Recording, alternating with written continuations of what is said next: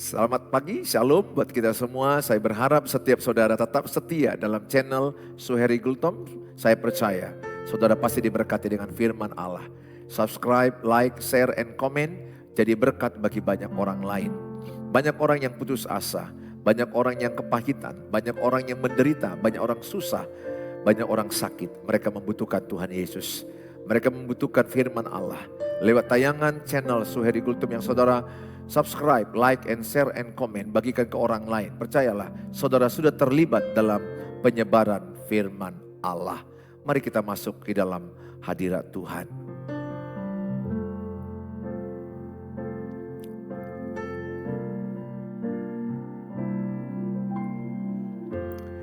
Kerinduanku datang padamu,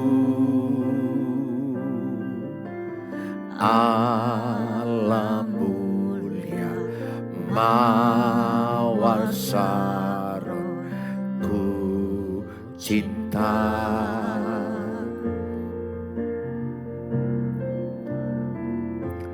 Kaulah Rajaku dan sahabatku, terindah, termanis Engkau bagiku. Ku sembah Kau, sembah Kau dalam roh dan kebenaran. Ku sembah Kau dalam roh dan kebenaran.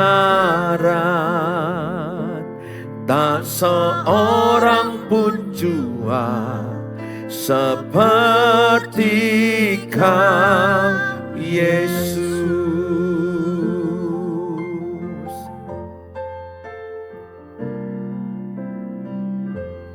Kerinduanku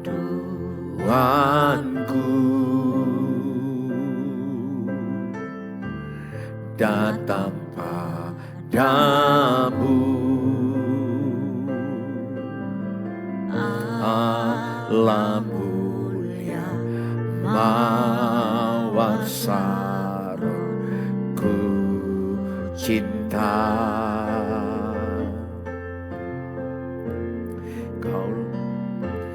Kaulah Rajaku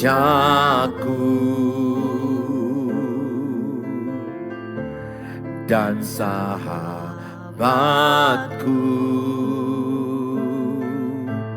terindah, termanis Engkau bagiku.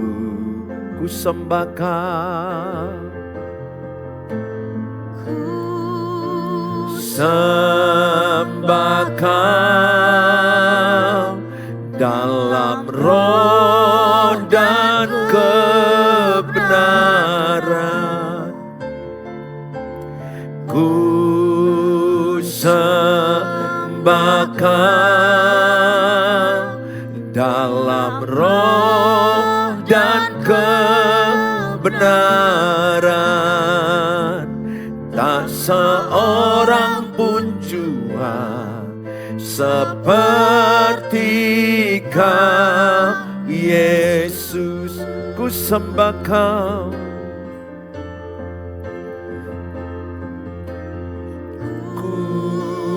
sembah Kau dalam roh dan kebenaran. Ku sembah Kau dalam roh dan kebenaran. Tak seorang pun jua seperti Yesus.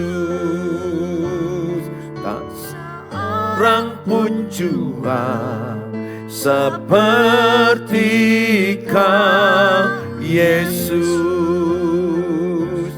Tak seorang pun jua seperti Kau Yesus.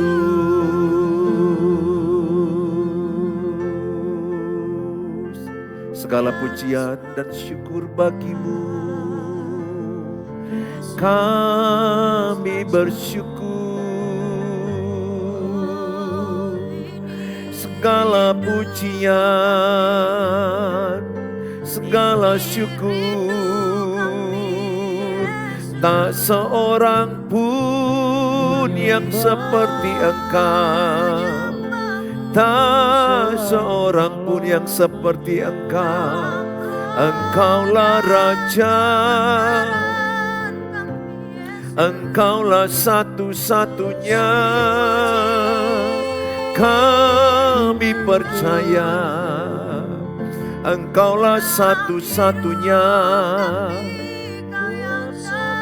Engkaulah Raja. Terima kasih. Kami bersyukur. Kami percaya kuasa-Mu. Kami percaya mujizat-Mu. Kami percaya Engkau sedang bekerja. Kami percaya indah pada waktunya. Kami percaya indah pada waktunya. Terima kasih Tuhan. Segala pujian, segala hormat, berkatilah yang menyaksikan, yang lemah dikuatkan, yang sakit disembuhkan, yang miskin diperkaya, yang bodoh diberi kepintaran, yang putus asa diberi semangat baru. Terima kasih. Terima kasih Tuhan. Segala pujian dan syukur bagi-Mu Tuhan. Kau Tuhan yang selamatkanku. Terima kasih Yesus.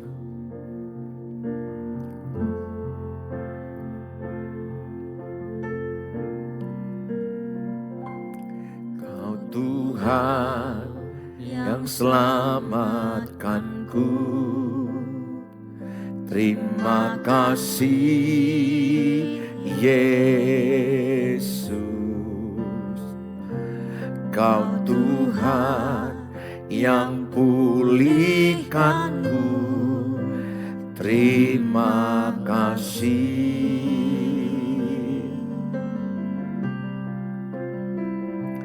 Kau Tuhan yang sembuhkanku.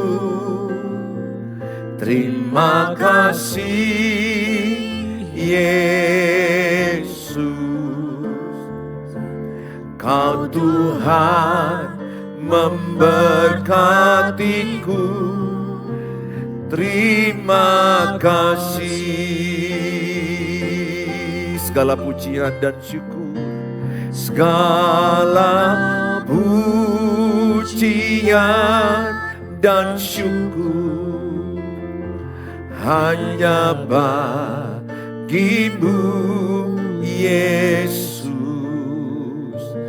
Dengan apa kan ku balas kasih-Mu? Segala hormat kemuliaan hanya layak bagi-Mu. Sembah Yesus seumur hidupku. Kau Tuhan yang selamatkanku. Terima kasih Yesus. Tuhan yang selamatkanku. Terima kasih Yesus, Kau Tuhan yang pulihkanku. Terima kasih.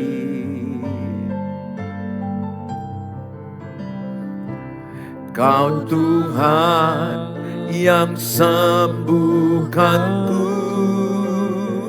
Terima kasih Yesus, Kau Tuhan memberkatiku. Terima kasih. Segala pujian, segala pujian dan syukur hanya bagimu Yesus. Dengan apa kan ku balas kasih-Mu? Segala hormat kemuliaan hanyalah yang bagimu. Ku sembah Yesus seumur hidupku. Bapa di sorga, dalam Tuhan Yesus kami terima firman Allah.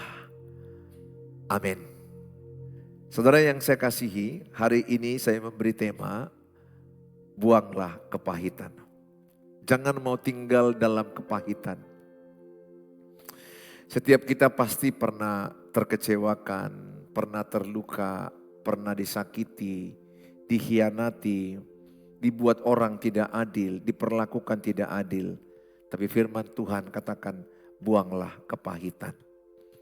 Di dalam kitab Efesus 4 ayat 31 sampai 32. Segala kepahitan, kegeraman, kemarahan, pertikaian, dan fitnah hendaklah dibuang dari antara kamu. Demikian pula segala kejahatan. Tetapi hendaklah kamu ramah seorang terhadap yang lain, penuh kasih mesra dan saling mengampuni. Sebagaimana Allah di dalam Kristus telah mengampuni kamu. Efesus 4 ini suratan Rasul Paulus kepada jemaat Efesus. Sebagai manusia baru, tanda-tanda manusia baru. Orang yang sudah menerima Tuhan Yesus di hatinya. Tidak boleh tinggal dalam kepahitan. Keluarga-keluargaku yang ada di sosial media, di YouTube, di TikTok, dimanapun engkau berada. Pesan Alkitab hari ini, buanglah kepahitan. Siapapun yang menyakitimu, mengecewakanmu, pastilah itu adalah orang-orang yang terdekat dengan kita. Yang menyakiti kita, yang mengecewakan kita bukan orang jauh. Yang sering membuat tekanan mental, kena mental, yang menjadi tersakiti, itu adalah orang-orang yang dekat dengan kita. Ya kalau suami ya istrinya, ya istri ya suaminya, keluarga mertua, bertetangga, atau teman-teman gereja, teman tempat kerja. Cerita apapun yang menyakiti kita, Tuhan katakan jangan tinggal dalam kepahitan. Buanglah kepahitan. Ketulis dalam captionnya, saya buang kepahitan. Ya, katakan saya buang kepahitan. Setiap kita pasti pernahlah sakit hati ya, kecewa, tersakiti. Tapi kita gak boleh tinggal dalam kesakitan itu terus. Kita gak boleh tinggal dalam kepahitan itu. Kita harus mengambil keputusan untuk mengampuni. Ingat, mengampuni itu adalah perintah Tuhan. 1 Yohanes 4 ayat 21. Inilah perintah Tuhan, ampunilah sesamamu sebagaimana Tuhan mengampunimu. Kasihilah sesamamu sebagaimana Tuhan mengasihimu. Jadi mengampuni, mengasihi itu perintah Tuhan. Artinya apa? Kalau aku tidak mengampuni, maka ada akibatnya, dosaku tidak diampuni. Jadi pesan saya kepada saudara, Bapak Ibu yang saya kasihi, jangan mau tinggal dalam sakit hati. Sakit hati itu sampah. Saya juga pernah mengalami disakiti orang, dikecewakan orang. Ya, pernah. Tentu itu tidak enak ya. Sakit hati itu kalau kita jumpa dengan dia pasti nggak enak. Karena masih ada di hati kita nggak enak. Tersakiti, terkecewakan. Tapi hari ini firman Tuhan mengajak setiap kita melepaskan pengampunan. Hiduplah ramah dengan yang lain. Buanglah pertikaian. Buanglah kemarahan. Saya percaya Roh Kudus yang memampukan kita. Dalam kitab Roma 5 ayat 5 dikatakan, kasih Allah bekerja oleh Roh Kudus. Jadi tidak ada yang mampu mengampuni kalau bukan karena Roh Kudus. Saya pun gak mampu mengampuni istri, mengampuni anak-anak, mengampuni orang yang menyakiti saya, tetangga saya, keluarga saya. Kalau tidak ada Roh Kudus. Roh Kudus yang di hati saya inilah yang membuat saya mampu mengampuni. Tapi Roh Kudus yang di hati saya tidak bisa bekerja kalau tidak saya putuskan. Kalau saya tidak putuskan untuk mengampuni, maka Roh Kudus tidak bekerja. Jadi begini, saya bilang sama Roh Kudus, saya mau mengampuni, tapi saya tidak mampu.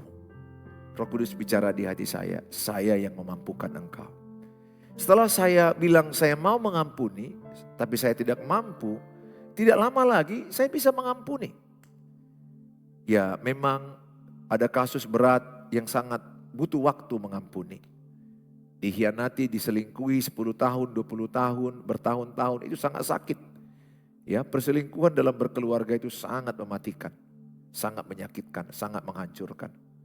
Saya heran ya, kenapa ada orang-orang yang mau berselingkuh. Karena itu adalah tombol perang, tombol kehancuran.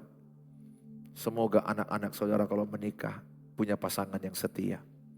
Sehingga pernikahan mereka jauh lebih baik daripada kita orang tua. Saya mengajak setiap saudara, kayak manapun sakitnya dibuat oleh suami yang berselingkuh atau yang menyakiti engkau, yang memukul engkau, yang membentak engkau. Ada juga suami yang membanding-bandingkan istrinya dengan perempuan lain. Ingat, pembandingan itu toksik, Jangan mau membanding-bandingkan pasangan. Jangan mau membandingkan anak-anak. Saya hanya mengatakan, sesakit hati apapun yang saudara terima, ambil keputusan. Saya lepaskan pengampunan. Katakan, saya lepaskan pengampunan. Dengan iman, maka Roh Kudus akan memampukan ibu melepaskan pengampunan. Tanpa ibu sadari, ibu sudah bisa mengampuni. Tanpa ibu sadari, ibu dimampukan Tuhan oleh kuasa Roh Kudus di hati ibu untuk mengampuninya. Nah saudara, orang yang tinggal dalam kepahitan, kitab Ibrani 12, apa itu kepahitan? Kepahitan itu begini, sakit hati yang menumpuk, sakit hati yang terus menerus, sakit hati yang bertahun-tahun, atau sakit hati yang bertahun-tahun gak diselesaikan, itu adalah kepahitan. Tidak harus bertahun, bisa juga berbulan, bisa berhari-hari. Jadi kalau ada sakit hati, jangan lama-lama simpan, cepat lepaskan pengampunan. Ingat, ketika kita mengampuni, yang pertama kali diuntungkan siapa? Diri sendiri. Ketika aku mengampuni orang yang menyakiti saya, yang diuntungkan siapa? Saya sendiri, bukan orang lain. Saya jadi ringan, saya jadi lebih sehat, saya lebih kuat. Dan hatiku lebih bersih, gak ada kotoran-kotoran sampah sakit hati. Ingat, sakit hati itu adalah sampah rohani. Sehingga kita bisa melihat jauh ke depan. Kita bisa melihat visi, hati nurani kita bersih. Lepaskan pengampunan Bapak Ibu. Dalam Ibrani 12 ayat 15. Jagalah supaya jangan ada seorang pun menjauhkan diri dari kasih karunia Allah. Agar jangan tumbuh akar yang pahit. Jadi agar jangan tumbuh akar yang pahit yang menimbulkan kerusuhan dan yang mencemarkan banyak orang. Jadi orang yang kepahitan bisa menimbulkan banyak kerusuhan dan mencemarkan banyak orang. Jadi kalau saya kepahitan di gereja, saya akan membuat orang lain juga kepahitan. Katakan saya kepahitan dengan si A.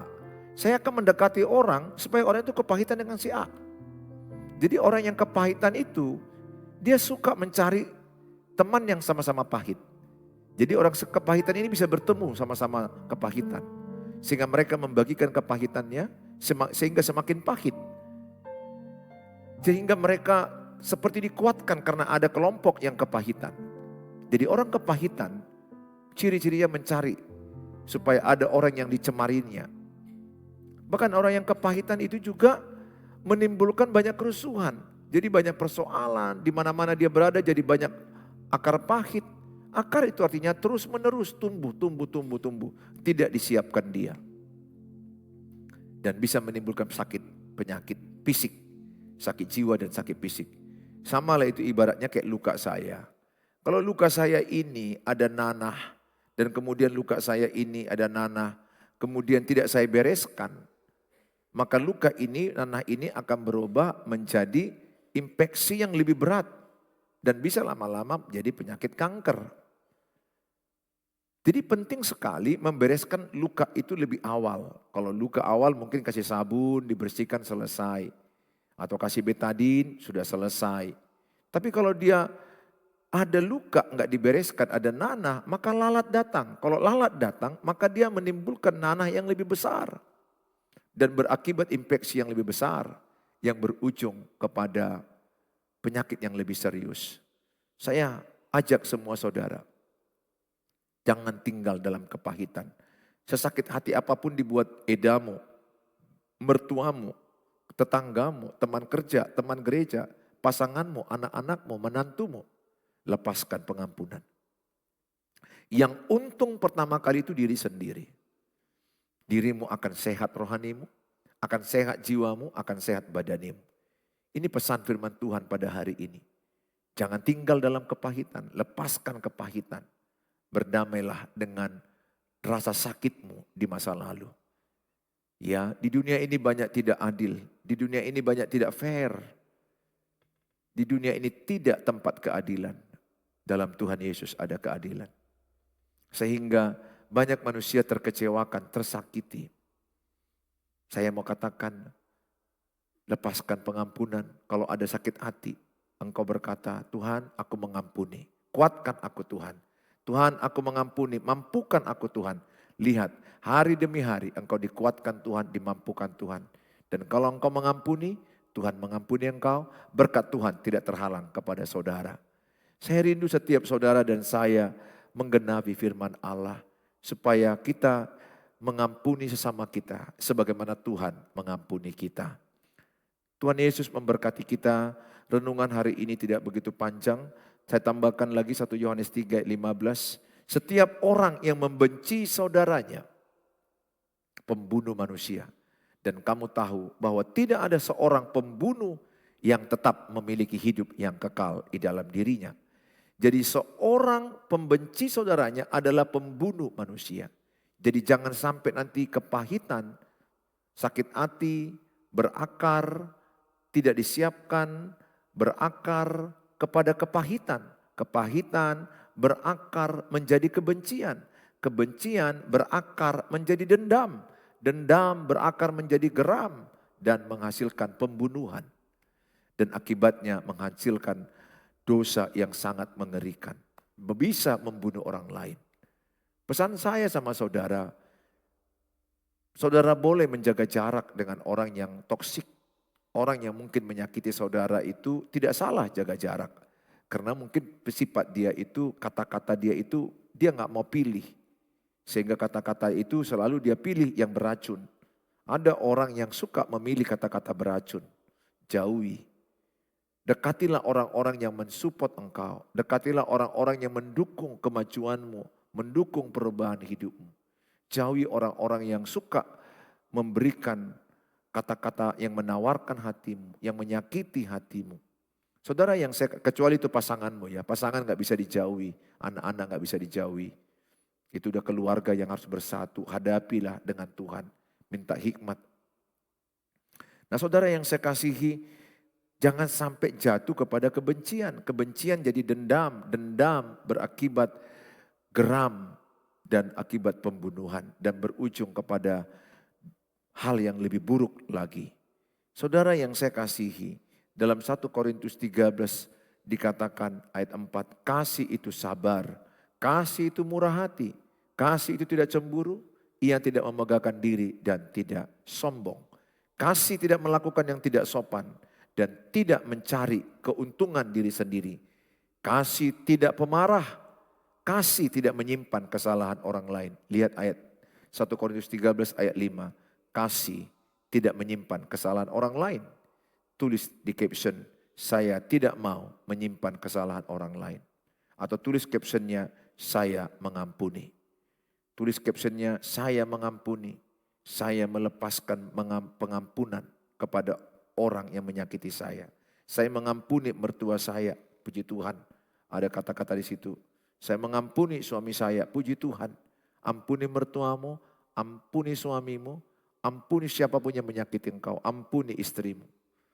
Saudara yang saya kasihi, jadi orang yang punya kasih Tuhan Yesus mengampuni.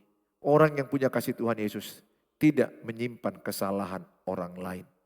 Saudara, saya banyak menjumpai istri-istri yang tersakiti, ya, suami-suami yang tersakiti sangat banyak sekali.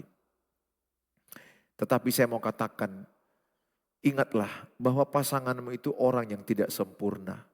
Orang yang tidak sempurna artinya apa? Berpotensi buat salah, berpeluang buat salah. Kalau dia mau minta maaf, ampunilah. Tapi Pak, dia tidak mau minta maaf, ya sudah. Biar Tuhan yang menginsafkan dosanya. Biar Roh Kudus yang menginsafkan dosanya. Kita nggak bisa membuat orang bertobat. Kita nggak bisa membuat orang lain insaf akan dosanya.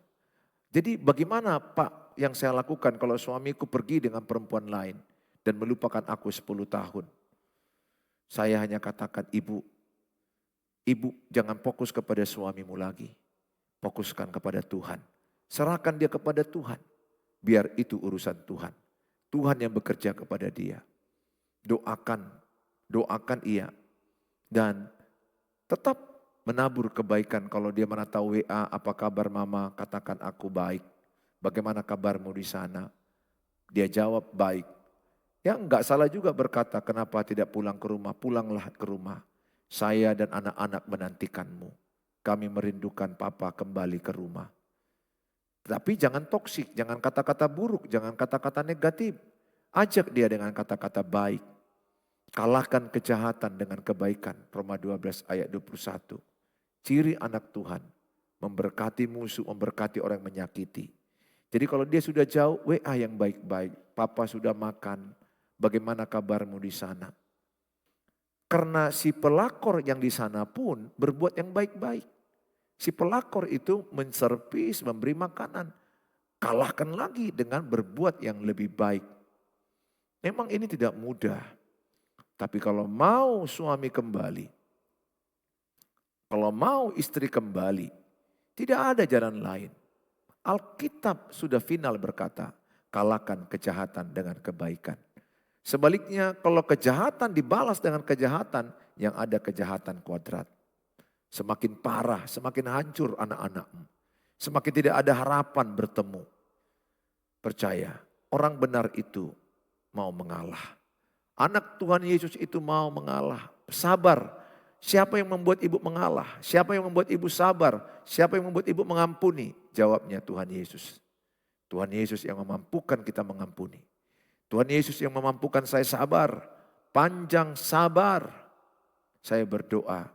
Ibu sabar, Bapak sabar. Bagian Tuhan, biarlah itu bagian Tuhan. Yaitu menginsapkan dosa, membuat orang bertobat, mengembalikan pasanganmu. Itu bagian Tuhan. Bagian ibu berdoa, beriman, menabur kebaikan. Saya percaya, kalau ini yang Bapak Ibu lakukan, Tuhan akan tolong. Tuhan akan kembalikan pernikahanmu. Tuhan akan selamatkan anak-anakmu. Tuhan selamatkan masa depan keluargamu. Tuhan Yesus memberkati saudara. Saudara yang saya kasihi, bahkan dikatakan orang yang punya kasih Yesus, ia sabar menanggung segala penderitaan. 1 Korintus 13 ayat 7 dikatakan, kasih membuat kita percaya dalam kesusahan pun tetap percaya Tuhan Yesus. Tetap berharap kepada Tuhan Yesus. Dan kasih menutupi segala sesuatu. Ayat 7 terakhir, kasih membuat kita sabar menanggung segala sesuatu. Apakah yang membuat saya sabar? Apakah yang membuat ibu dan bapak sabar? Jawabnya adalah kasih Tuhan Yesus. Kalau ada kasih Tuhan Yesus, ibu akan sabar menghadapi penderitaan. Kalau ada kasih Tuhan Yesus, ibu akan sabar menghadapi mertua dan eda-edamu. Menghadapi suami, menghadapi istri, menghadapi anak-anakmu. Tuhan Yesus memberkati kita semuanya.